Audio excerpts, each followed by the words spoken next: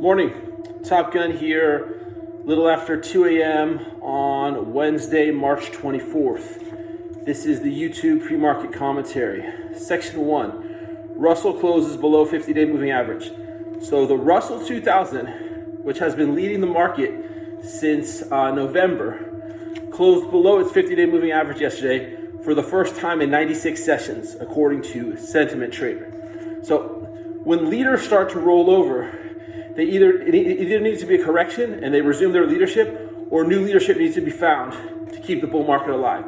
Now, I've been arguing that tech rolled over in February, and if you look at the technicals here in the blog for the QQQ and the ARKK, which I use as proxies for what I call mega cap growth and speculative, or mega cap tech and speculative tech, they've both rolled over and have not been able to repair the technical damage from the correction starting in mid-February. So the Russell, or what I call reopened value, has been propping up this market. But if it's topped and it appears to be rolling over, this market has no legs to stand on. So Sam McCallum, nicely raises this question in a tweet from yesterday, saying, this seems a logical point for a pause in the ratio of the IWM, the Russell, to the S&P 500, the SPY. The question is, what takes over leadership if, capital letters, this chart plays out? So we're at a resistance line, as you can see in this chart. And so if the IWM fails versus the SPY fails here, what takes over leadership? Well, my argument is it is topping. Tech has topped. There's nothing else to take over leadership. And the bull market is over. Okay.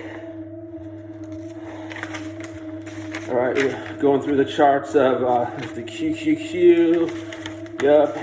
Kathy Wood's ARKK. Number 2, bad breadth. Okay, so on the surface yesterday, it really wasn't that bad of a day, with the S&P down 0.76%, the NASDAQ 1.12%, and the Russell 3.58%. That was the only one where a lot of damage was done. But as a result, because there's more stocks in smaller cap stocks than in the smaller cap stocks dominate those indexes, breadth was horrific on the NYSE and NASDAQ yesterday, with combined advancers totaling 1,294 versus 6,183 decliners. That's a ratio of 5 decliners for every advancer. In other words, for every stock that advanced yesterday, 5 stocks declined.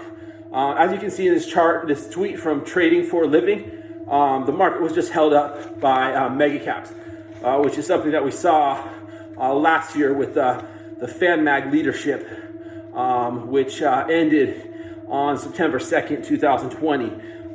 So if those stocks didn't hold together or can't hold together, and the IWM is topping, this bull market is over. Okay, section 3, interest rates still look higher, excuse me. Nice chart from Walter Deemer showing the huge move up in the 10-year yield.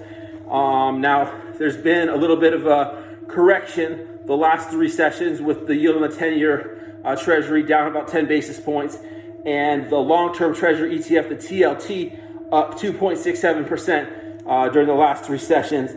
But this is likely just a counter-trend move, as the fundamentals and technicals are still in place for higher interest rates.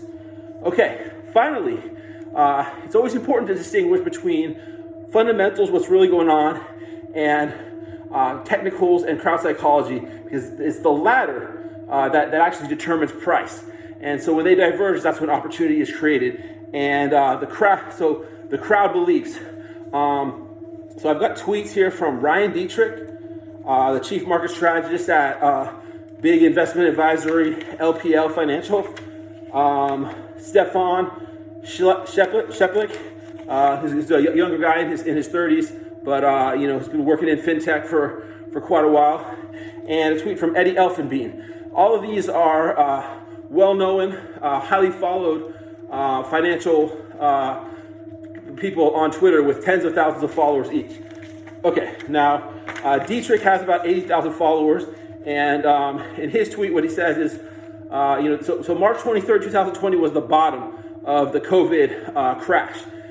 So yesterday was his 1 year anniversary. So he said, so Ryan's asking, what can we expect for year two? And he's saying, well, what you see in year two bull markets after bear markets of 30% or greater since World War II is an average gain of 16.9%. However, there's also an average correction of 10.2%. So what he's trying to say is, look, this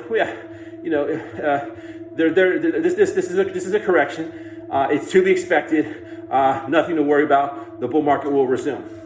Okay. He writes a more expanded note for LPL where he says suitable investors may want to consider buying the dip. Sheplik points out that the Russell has dipped below its 50-day moving closed below its 50-day moving average 5 times previously during the last year. The implication being that it's recovered each time previously, it'll likely recover this time as well. Finally, Eddie Elfenbein shows a chart of the S&P 500 with 2020 conspicuously missing. Now it's a little bit requires a little bit of interpretation, but to me it's almost like 2020 didn't happen. It's just like that was a freak incident, like the 1987 market crash, and now we just keep marching higher.